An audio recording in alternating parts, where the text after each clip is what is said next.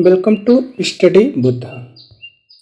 आज हम लेकर आए हैं 10 जून से 16 जून के बीच के weekly current affair with facts के साथ। तो शुरू करते हैं आज के वीकली करंट अफेयर।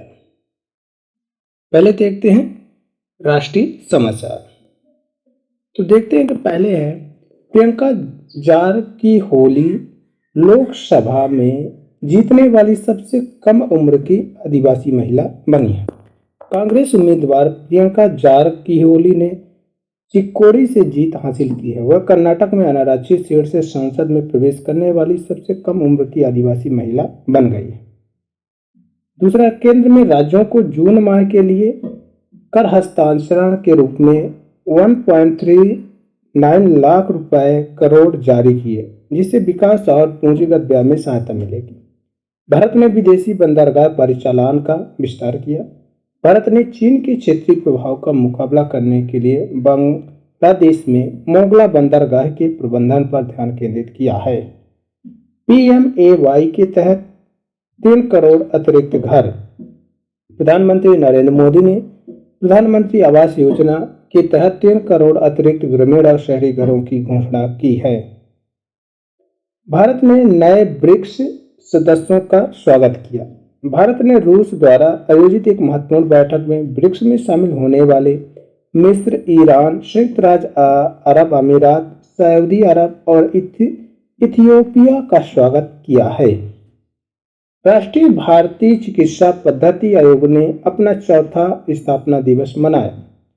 AICTE और शिक्षा मंत्रालय के नवाचार प्रकोष्ठ के सहयोग से 2 दिवसीय राष्ट्रीय सम्मेलन प्रण का आयोजन किया गया है।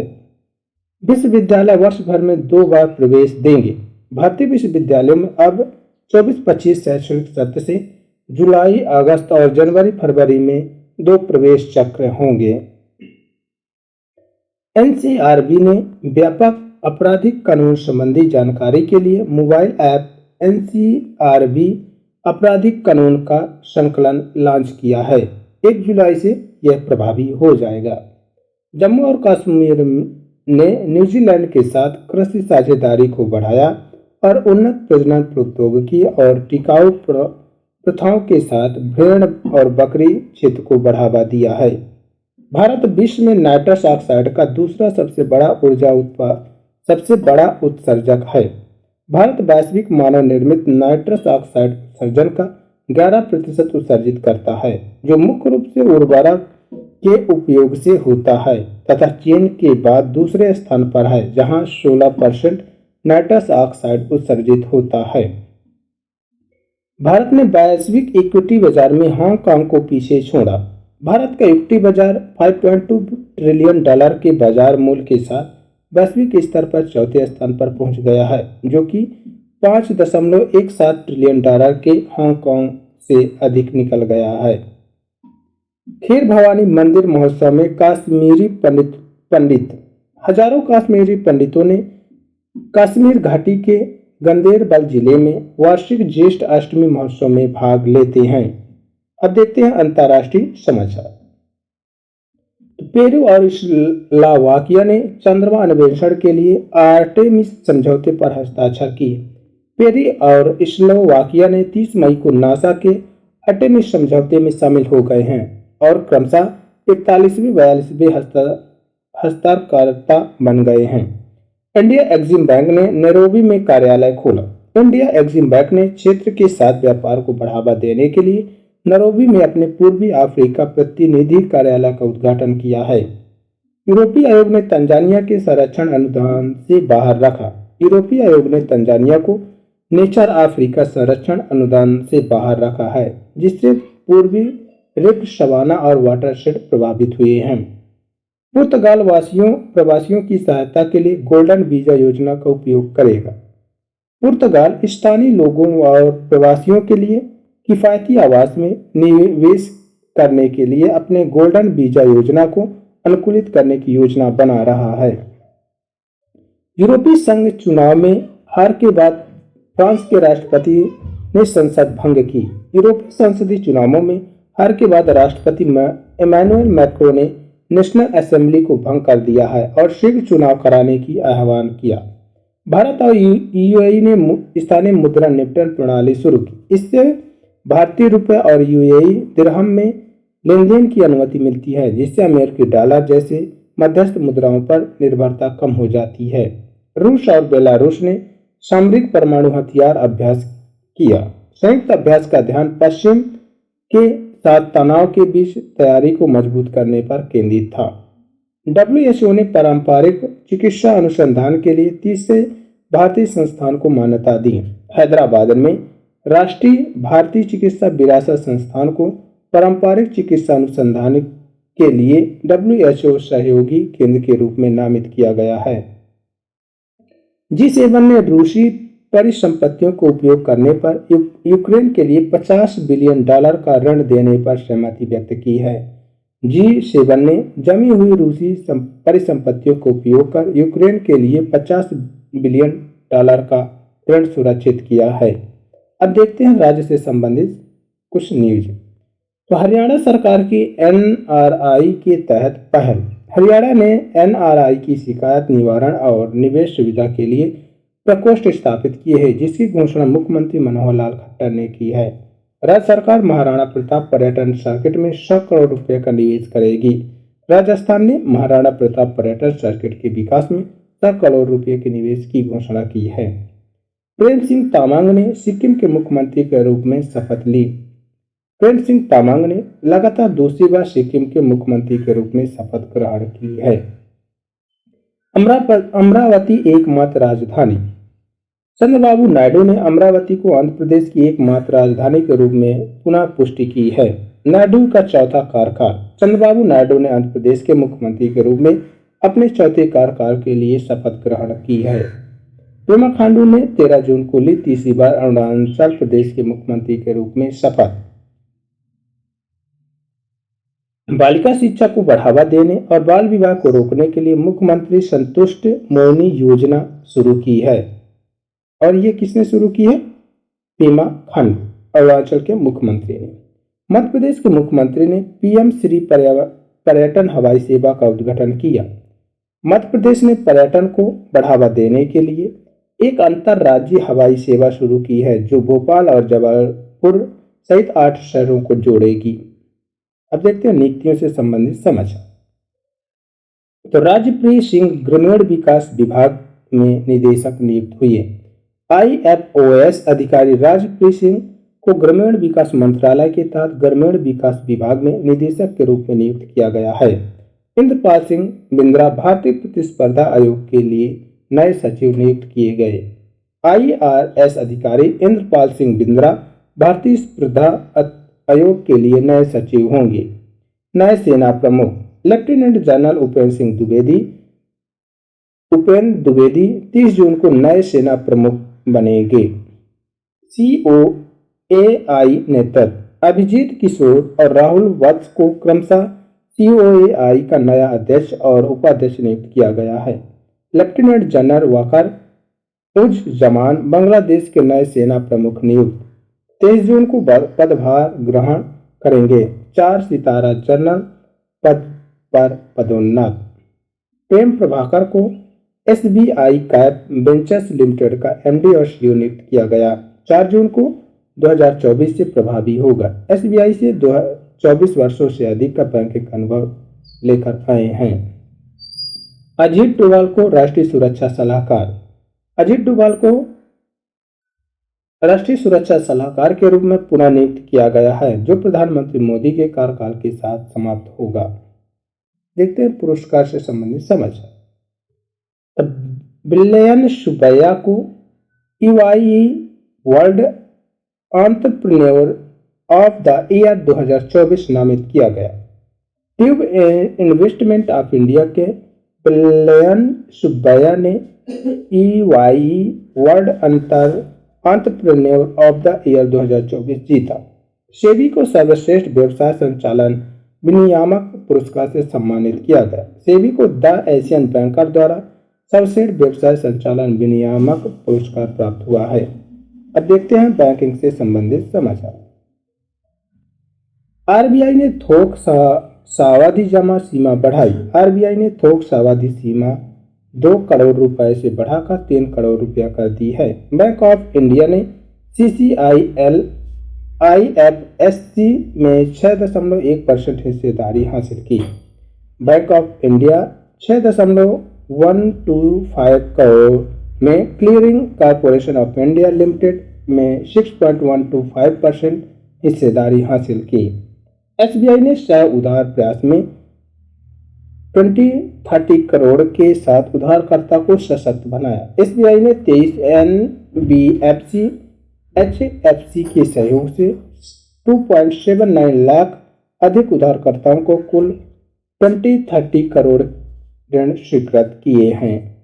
आरबीआई के धोखाधड़ी रोधी उपाय। आरबीआई ने ऑनलाइन भुगतान धोखाधड़ी से निपटने के लिए डिजिटल भुगतान इंटेलिजेंस प्लेटफॉर्म की स्थापना की है। एसबीआई के SME डिजिटल ऋण। एसबीआई ने 45 मिनट के भीतर ऋण स्वीकृत करने के लिए SME digital business loan launch किया है। अब देखते हैं व्यापार से संबंधित समाचार। गेल की ईथेन क्रैकर परियोजना। गेल मध्य प्रदेश में भारत की सबसे बड़ी ईथेन क्रैकर परियोजना की स्थापना 60,000 करोड़ रुपए का निवेश करेगी। मार्च 2024 में भारत का औद्योगिक उत्पादन धीमा होकर 4.9% पर आ गया। खनन क्षेत्र में गिरावट के कारण यह मामूली मंदी होगी। विप्रो ने जनरेटिव AI ML और डीप लर्निंग का उपयोग करके व्यावसायिक दक्षता बढ़ाने के लिए लाइव 45 AI प्लेटफॉर्म लॉन्च किया है। टाटा कम्युनिकेशन ने विश्व एथलेटिक्स के साथ 5 साल का प्रसारण समझौता किया, जिसकी शुरुआत टेक बेस्ड चैंपियनशिप से होगी। भारत में थोक मूल्य सूचकांक यानी WPI 15 महीने के उच्चतम स्तर पर पहुंचा। खाद्य पदार्थों की कीमतों में तीव्र वृद्धि के कारण भारत में थोक मुद्रास्फीति मई में बढ़कर 2.61% हो गई है। वित्त मंत्रालय ने मध्यस्थता मामलों की राशि को 10 करोड़ रुपए तक सीमित कर दिया है। वित्त मंत्रालय ने मध्यस्थता और न्यायिक निर्णय को बढ़ावा देते हुए मध्यस्थता मामलों की राशि को 10 करोड़ रुपए तक सीमित कर दिया है। ATM ऑपरेटर 2 रुपए इंटरचेंज शुल्क बढ़ाने पर जोर दे रहे हैं। भारत में ATM ऑपरेटर इंटरचेंज शुल्क को 21 रुपए से बढ़ाकर 23 रुपए प्रति लेन देन करना चाहते हैं। अब देखते हैं अर्थव्यवस्था से समाचार। मूडीज ने 3 भारतीय सार्वजनिक क्षेत्र के बैंकों को रेटिंग पर स्थिर दृष्टिकोण बनाए रखा। मूडीज ने मजबूत ऋण बुनियादी बातों का हवाला देते हुए bank of Baroda, Canara bank और पंजाब नेशनल बैंक के लिए स्थिर रेटिंग की पुष्टि की है। भारत का विकास पूर्वानुमान। विश्व बैंक ने भारत के वित्त वर्ष 2025 के विकास पूर्वानुमान को 6.6% पर बरकरार रखा है। भारत की खुदरा मुद्रास्फीति मई में घटकर 12 महीने के निकटतम स्तर पर 4.75 पर आ गई है। खाद्य वस्तुओं की मुद्रास्फीति उच्च स्तर पर बने रहने के साथ ही यह आरबीआई की लक्ष्य सीमा के भीतर ही बनी रहेगी। अब देखते हैं कुछ समझौतों से संबंधित समाचार। भारत और UAE ने स्थानीय मुद्रा निपटन प्रणाली के साथ नया रास्ता बनाया है। घरेलू मुद्राओं का उपयोग करके व्यापार को बढ़ाने, लेन देन लागत और निपटन समय को कम करने की पहल की है। CI7 ने रूसी परिसंपत्तियों का उपयोग कर यूक्रेन के लिए $50 बिलियन का ऋण देने पर सहमति व्यक्त की है। देखते हैं योजनाओं से संबंधित समाचार। PM किसान 17वीं किस्त। PM मोदी ने PM किसान योजना की 17वीं किस्त जारी की है, जिससे कि 93 मिलियन से अधिक किसानों को लाभ होगा। विज्ञान और प्रौद्योगिकी से संबंधित समाचार। IIT कानपुर ने ड्रोन स्टार्टअप के लिए उड़ान लॉन्च किया। IIT कानपुर ने UAV और DFI के लिए उत्कृष्टता केंद्र के सहयोग से ड्रोन स्टार्टअप्स को समर्थन देने के लिए उड़ान लॉन्च किया है। इसरो ने वैश्विक स्तर पर सतह के तापमान और जल प्रबंधन की निगरानी के लिए फ्रांस के साथ तृष्णा मिशन की घोषणा की है। वैज्ञानिकों ने सबसे छोटे वानर की खोज की। इसका नाम बुरोनियस मैनफ्रेडिसमिडी है। इसका नाम क्या है? बुरोनियस मैनफ्रेडिसमिडी। यह प्रजाति 11 मिलियन वर्ष पहले रहती थी और इसका आकार एक छोटे बच्चे के बराबर था। अहमदाबाद की भौतिक अनुसंधान प्रयोगशाला द्वारा मंगल ग्रह पर 3 क्रेटर यानी लाल, मुर्सान और हिल्लन नाम दिए गए हैं, जो मंगल ग्रह के गीले अतीत का संकेत देते हैं। महिला उद्यमी ने एआई टूल दिव्य दृष्टि का विकसित किया। एक महिला के नेतृत्व वाले स्टार्टअप्स ने उन्नत बायोमेट्रिक्स प्रमाणीकरण के लिए चेहरे की पहचान को लाल विश्लेषण के साथ संयोजित करके एक एआई टूल बनाया है। अब देखते हैं कुछ रैंक और रिपोर्ट्स। इंफोसिस को शीर्ष 100 सर्वाधिक मूल्यवान वैश्विक ब्रांडों में स्थान मिला। कंतार द्वारा लगातार तीसरे वर्ष मान्यता दी गई। वैश्विक लैंगिक अंतर सूचकांक 2024 में भारत 129वें स्थान पर खिसक गया। दक्षिण एशिया में 5वें स्थान पर आइसलैंड शीर्ष पर रहा। विशाखापट्टनम बंदरगाह ने विश्व बैंक की सीपीपीआई में शीर्ष 20वीं रैंक हासिल की है। परिचालन दक्षता की महत्वपूर्ण उपलब्धियों को उजागर करते हुए 18वां स्थान हासिल किया है। वैश्विक शांति सूचकांक 2024 163 राज्यों और क्षेत्रों का मूल्यांकन करके वैश्विक शांति के बारे में जानकारी प्रदान करता है। अब देखते हैं रक्षा से संबंधित समाचार। सेना ने एकीकृत जनरेटर निगरानी नियंत्रण प्रणाली विद्युत रक्षक लॉन्च की है। भारतीय सेना ने सेना डिजाइन ब्यूरो द्वारा विकसित तकनीकी आधारित एकीकृत जनरल निगरानी प्रणाली विद्युत रक्षक लॉन्च किया है। जापान भारत समुद्री अभ्यास GMAX 24 जापान के योकोसुका में शुरू हुआ। भारत और जापान के बीच कौन सा समुद्री अभ्यास शुरू हुआ? GMAX 24।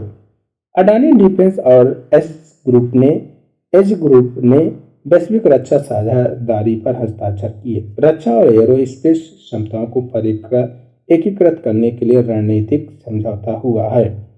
LSM 13 यार्ड 81 5वें बंजारे का शुभारंभ। भारतीय नौसेना के 8 गुना मिसाइल सह गोला बारूद बजरा परियोजना का 5वां बजरा लॉन्च किया गया है। शिखर और सम्मेलन से संबंधित समाचार। अंतर्राष्ट्रीय श्रम सम्मेलन के 112वें सत्र में भारतीय त्रिपक्षीय प्रतिनिधिमंडल सुश्री सुष्मिता डाबरा के नेतृत्व में एक भारतीय प्रतिनिधिमंडल जिनेवा में अंतर्राष्ट्रीय श्रम सम्मेलन के 112वें सत्र में भाग ले रहा है। G7 शिखर सम्मेलन प्रधानमंत्री मोदी इटली के लिए रवाना। 50वें G7 नेताओं के शिखर सम्मेलन में भाग लेने के लिए अपने तीसरे कार्यकाल में उनकी पहली विदेश यात्रा है, जिसमें एआई, ऊर्जा और वैश्विक मुद्दों पर ध्यान केंद्रित किया जाएगा। भारत IORA क्रूज पर्यटन सम्मेलन का समापन। 2 दिवसीय भारत IORA क्रूज पर्यटन सम्मेलन नई दिल्ली में संपन्न हुआ, जिसमें IORA सदस्यों ने भाग लिया। अब देखते हैं खेल से संबंधित समझ। फ्रेंच ओपन 2024 में विजेता कार्लोस अल्काराज ने अलेक्जेंडर जेवरेव को हराकर फ्रेंच ओपन 2024 में पुरुष एकल का खिताब जीता। मैग्नस कार्लसन जू बेंजुन नॉर्वे शतरंज खिताब जीता। मैग्नस कार्लसन ने अपना 6ठा नॉर्वे शतरंज खिताब जीता। जू बेंजुन ने महिला वर्ग का खिताब जीता है। सुमित नागपाल ने अपना 6ठा ATP चैलेंजर टेनिस खिताब जीता। सुमित नागपाल ने हिलब्रोन नेकर कप 2024 जीतकर अपना 6ठा ATP चैलेंजर खिताब जीता है।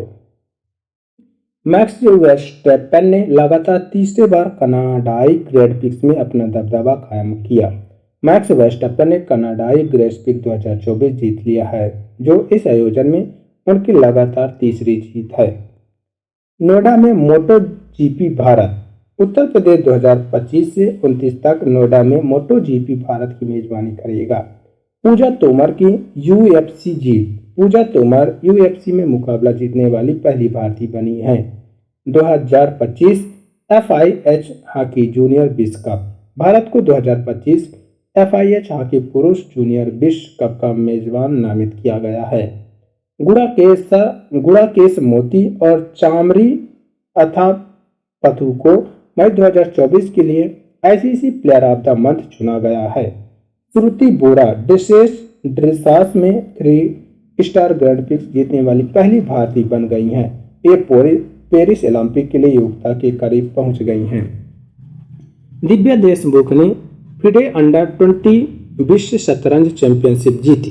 दिव्या देशमुख ने फिडे अंडर 20 बालिका विश्व शतरंज चैंपियनशिप का खिताब जीता। ऐसा करने वाली यह चौथी भारतीय महिला बन गई हैं।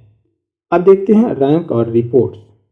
जलीय कृषि ने पहली बार जंगली मत्स्य पालन को पीछे छोड़ दिया है। संयुक्त राष्ट्र की रिपोर्ट के अनुसार FAO की रिपोर्ट से पता चला कि 2022 में जलीय कृषि उत्पादन पहली बार जंगली मत्स्य पालन से आगे निकल गया है।